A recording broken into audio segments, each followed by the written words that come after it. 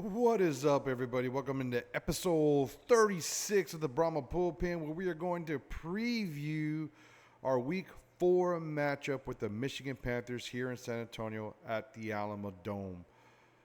But first, if you didn't catch our last episode, our starting quarterback for the San Antonio Brahmas is reportedly down and out for the season. So I want to put a caveat out there that these power rankings were voted on before that announcement was made. I do think Dormandy, who's probably going to be our starter this week, is a very capable quarterback. I don't know how much the rankings would move back and forth. I know some of my counterparts at the United Football Media Group would definitely probably move the Brahmas down a little bit if they had voted after the news was made. So let's get to it. Let's get these Cow Pasture Studios rolling. I don't know if you've noticed, but the last few episodes, I'm kind of doing things different. I'm producing myself, popping videos in and out myself. Maybe I'm leaving a few things out that I would normally say, like live from the Cow Pasture. But hey, work with me as I get more comfortable. We're going to get it. All we're doing down here in the bullpen is trying to bring you guys content that works. Also, if you notice, some of our videos are a little bit shorter. That's because we're trying to hit the algorithms, yo. We want to make sure that our video is being seen. I don't know why I'm moving my hand so much. Feel free to make fun of me in the comments. But before we get going, the Brahma Bullpen Power Rankings. Understand these rankings are how I voted. We got 20 members inside the United Football Media Group. We have a channel for every team now. We are covering all 8 teams. So if you hate the Brahmas and you watch this show just to make fun of me, and let's say you're a Renegade fan, we got a Renegade guy now.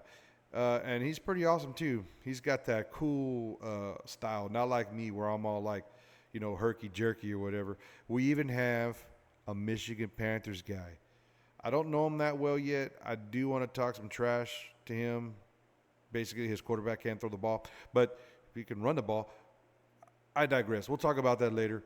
I don't even know what my quarterback's going to do this next week, so I don't want to, pick on him too much. But check out everybody on the United Football Media Group, and here are my power rankings. I voted Birmingham Stallions number 1. I truly feel that's a no-brainer after this past weekend. I thought the Brahmas were going to be sneaking up there and nipping at their heels.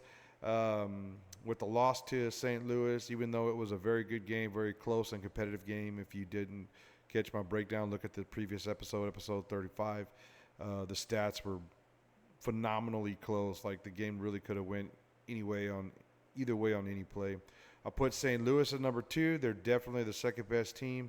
I put the San Antonio Brahmas, who are 2-1, at number 3. I may have flipped them in the defenders if I had known Chase Garbers was going to be out for the season at the time of this. But we got the defenders there at 4. The defenders basically pulled a Brahmas last week and just took the 4th and 12 at the end of the fourth quarter while trailing, went down there and scored to take the win. So, hey, man, give credit where credit is due. They're 2-1. We do hold the tiebreaker over them right now, so get over it, Webb. Then we got the Michigan Panthers at 5. They had that before the season started. People didn't know what to expect out of Michigan. They were basically thinking they were one of the worst teams in the league. Then they upset St. Louis with that 65-yard field goal, 64. That kicker up there is breaking all kinds of records. And then this past weekend, they actually got their offense going a little bit. We'll look at some of these stats here in a little while. Memphis Showboats, they got a good defense. I don't know what's going on with their offense. Their O-line is struggling, and believe me, I know what a struggling O-line feels like. And it's not really giving Cook as much time in the pocket. He has a pretty questionable completion percentage. It's down around that 55% mark this year, and they really can't run the ball. With all that being said, they're still, I don't know if better or luckier than the Renegades. The Renegades have not won a game yet, but they've been very close. And the Houston Roughnecks have not won a game yet, but they've been close in a couple of them. If you watch my boy Ace's show about the Houston Roughnecks, he is actually, and he's tweeting that there's going to be wholesale changes there in Houston. So don't take my word for it. Go over there to our Houston Roughneck channel. He yells like drill, baby, drill all the time. I don't know what that's all about. But unfortunately, Houston is the number 8 team behind Arlington. We'll see what happens with those wholesale changes. And that's it. Moving on to this week's game. Here it is right now. The UFL Week 4, as you can see, the United Football Media Group power rankings. This was pre-Chase Garbers injury. Over 20 people voted. They had the Brahmas ranked number 3, and they had the Panthers ranked number 4. Should be a really good game down here in the Dome. I personally think this game is going to go a long way into deciding whether the Brahmas can continue to compete with DC. We're going to basically assume St. Louis is probably going to get that first playoff spot there in the conference. We're hoping that the Brahmas will get that second playoff spot. We should be able to give DC a run for our money, but we got to win these games, and we got to see if we can't steal us one down the road. But the game is going to be this Saturday, April 20th at 7 p.m. Listen, San Antonio Brahmas, members of the Brahma Bullpen, go to the Dome. It's 7 o'clock. Look, go downtown, grab yourself a margarita, park close, get a bite to eat, walk over to the Alamo Dome, come by the Brahma Bullpen tailgate. We have all the free booze you can eat. Last week we had about 7 or 8 different kinds of bottles. We had Jello shots going around. You know, we have soda, waters. Heck, man, you just want a cold water, you don't even drink, come have a water, come have a soda. We got cornhole set up. We have music. We had football playing this past weekend because the early game was on. Come down there, have a good time, go in and watch a game. It's $20, $25 to get in the game. Hell, man, go comment on my video from a week ago, and I'll give you 2 damn tickets. Shoot, man, come on, let's go to the game. Come on, Brahmas, don't let me down. But getting into this game breakdown, let's look at some what we consider key stats. Key stats from the game. So as you can see here, Week 4 preview, both teams are 2-1. The overall PFF score for the Brahmas is a little bit higher. We're at 71.7. Michigan's right there at the 67.70. Points scored for the Brahmas, 71. We've given up 62. It's a little bit closer margin there for the Panthers at 55 and 56. One thing, our completion percentage was still real high. Chase Garbers was still making passes a little over 70% compared to 63% for the Panthers, but we'll have to see how that goes this next week. We do know that Dormady had very good stats when he got in the game last year. He was a starting quarterback in the XFL for Orlando after another Orlando quarterback got hurt, and Dormady went in there and did some great things. Who knows, man? Maybe by the time this video comes out on Thursday, leading up to the game, the Brahmas might have signed some other mysterious quarterback that's going to get the start. But you'd have to think the A.J. Smith offense is something someone's going to come in right off the street and start running. So I would think Dormady or Flacco would get the start for sure over someone off the street. My guess is Dormady. We'll see. If I'm wrong, go ahead and feel free to make fun of me in the comments. Passing yards total for the season, 588 for the Brahmas, 587 there for the Panthers, so very, very close. Rushing yards, we're averaging 3.8. They're averaging over 4 yards per rush. 213 yards for us, 280-plus yards for them. The defenses are very, very close. We're going to highlight some defensive players here in a little bit, but the overall PFF score for the Brahmas is 72.8, 71.4. For the Panthers, very close. You can see team total tackles for the year. We're at 115. They're 120. I put the total tackles marker in here because that shows me how much the defense is on the field, you know. You could put time of possession and things like that, but comparing number of hits given, and then sacks. Our sacks are 11-6, you know, getting there in the backfield. So showing that we're getting some pressure. Although this last week against St. Louis, we were short Delonte Scott. We'll watch for that injury report, see if he might be able to come back. We don't know. That would be some good news after the Chase Garbers stuff came out this week.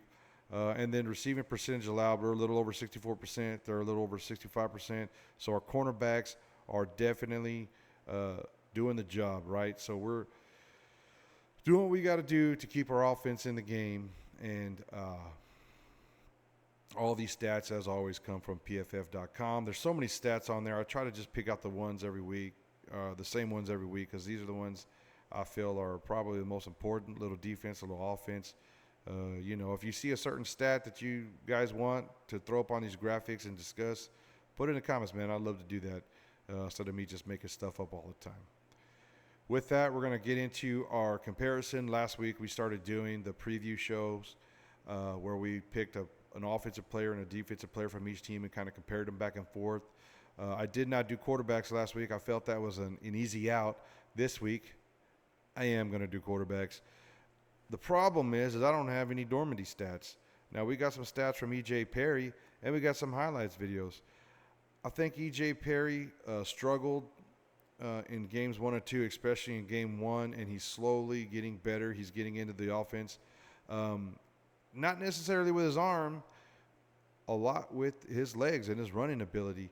And so our defense this week is going to have to be on its toes. They may even want to consider running spies on third downs or second downs or in the red zone. And I'm going to show you some highlights to prove to you why. Let's roll it. Perry will scramble. He's got room. Touchdown for the Ivy League man. I mean, there he wasn't scared of contact, put his head down forward, didn't slide, didn't give himself up, did what he had to do to get in there. And then, you know, watch this play right here. Third and 8, Perry keeps, and E.J. Perry trying to ice his bad boy. RPO, head down, running forward, not scared to get involved in some contact, not scared to get hurt. Although he better be careful, right? Quarterbacks are getting hurt around here in the league these days. But so one of the things is if we can shut down the run, then we got to do the pass, right? And we're going to kind of throw this cornerback comparison up here. I like these little superhero graphics, kind of cool playing around with them. But, you know, Phillips is the #1 rated cornerback in the entire league, right? So Darius Phillips, overall PFF score is a 92.8. He's got 8 tackles. He's giving up a 58.3% completion percentage, which is tops in the league. Levante Taylor down for the Panthers. He's no slouch himself. He's a 74.7 PFF score. That's the total score. That's factor in, you know, tackles, receptions allowed, turnovers, so on and so forth. He gives up a 60% completion ratio, which is 6th in the league. And we got some highlight videos, right? We're going to throw up some. We gave E.J. Perry a little love. Let's give my boy Phillips a little love. And on 3rd and goal, Ta'amu to the sideline. He is picked. Darius Phillips off to the races. Don't run out of gas, baby. Harvey trying to run him down. Phillips to the 5. He almost made it, man. He almost made it. Ran a little out of gas. That's all right. Let's check another Phillips highlight from just this last week's game.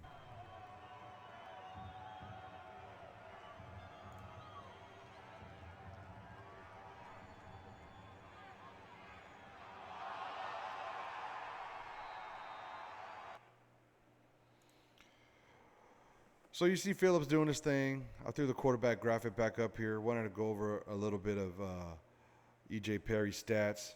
He is a 55.8 overall rating, 63.2% completion percentage, and he's been sacked 9 times. So you can see the offense maybe struggled just a little bit, you know. But our cornerbacks might be able to do the deal, right? If Darius can lock down their receivers, outplay his counterpart, who knows? We might have a chance in this game. So let's go over all the games for the league this weekend. We're going to go through them in order, go with our week 4 predictions. I basically took all the home teams this weekend. Showboat's going 2 Battlehawks. Do I really need to explain that to anybody? Battlehawks, top 2 teams in the league, as everybody thought at the beginning of the season. There's even rumors Ja'Kyre Pearson might be coming back this week. If he comes back, forget about it, man. I think this, with the running backs in St. Louis, Monte Teo and getting Pearson back, and then with Butler and getting on a roll, getting on the same page with AJ, hey, man, I think Battlehawks are just going to keep getting better from here on out. Unfortunately, everyone else just in the XFL conference just needs to step up with them. DC Defenders going to Birmingham. Birmingham is the class of the field, best team in the league. I don't know if they're going to lose a game or not. If anyone has a chance of beating them, I guess maybe it is the Defenders at this point. I don't know if they can get their running game going and learn how to tackle. I mean, I watched the Defenders game last week, and it looked like they hadn't done a tackling drill all year. So who knows? Maybe they did tackling all this week, and they're ready to go. And if they can tackle in open space, and if they can get 75+ yards rushing on this Birmingham Stallions defense, that way they don't get too one-sided. Who knows what could happen, right? Defenders have proved that they got a little fight in them, right? They came back last possession of the game last week to win the game, copying the Brahmas, because that's what we did to them. You know what I'm saying? But hey, go for it. Panthers coming to the Brahmas. We already talked about this matchup. I think if Dormady has been getting the reps in practice like I hope he has, I think our offense should be able to just keep on sailing. He's an accurate passer. He's going to get time. Our O-line's playing great this year. McFarland is just enough of support in the backfield. Keeps those defenders worried about the run just enough, along with those bubble pass and screen passes that we throw all day. You get that ball out in just a couple of seconds. You don't have to worry about getting sacked and just be accurate with it. I think Dormady's our guy, and he can do that. I also think our defense is at least equivalent to the Panthers' defense. The Panthers got a great linebacker, but so do the Brahmas. So I think the running games are probably going to get shut down this week. I don't foresee a lot of rushing yards, but let's see what happens on the passing yards. And I do think we have the advantage in the passing game. Our wide receivers are a little better. Sims on the Panther side, pretty good wide out. Looks to be more of a deep threat than a possession threat. And then Roughnecks and the Renegades. Someone has to win a game here. They're both 0-3. I think the Roughnecks defense is a little bit better. I probably would give the quarterback edge to the Renegades. But who knows what's going to happen with the Roughnecks. Wholesale changes this week. And they're home, so let's get them a little home cooking. Hopefully, there's at least a couple of Houston friends that show for the game this year. We'll see, man. I don't know. I mean, this week. Why did I say year? I always say year. Hopefully, some Roughnecks fans show up for the game this week, because the attendance at the last home game, not good. All right, and getting into the final graphic here, my score prediction for the Brahmas and Michigan game is 24-22. So what I did for this prediction is I looked at the average score for each team and kind of just went that route. So the Brahmas are averaging right at 24 points a game. The Michigan Panthers are averaging right at 22 points a game. I think it's going to be a very close game. I don't know who's going to win. This is just a prediction. Last week, wins and losses, I went 4-1. I'm now 8-2 for the season. So we'll see what we are next week, and hopefully the Brahmas get that win, baby. As always, to all the players out there putting your bodies on the line, we appreciate you guys. We hope for y'all to stay healthy. Nobody wants to see injuries. Dormady, don't let me down. Let's go, baby. Horns forward. We'll be there tailgating. Y'all show up at the Dome. Get your tickets. They're $20. Come on. Get your tickets.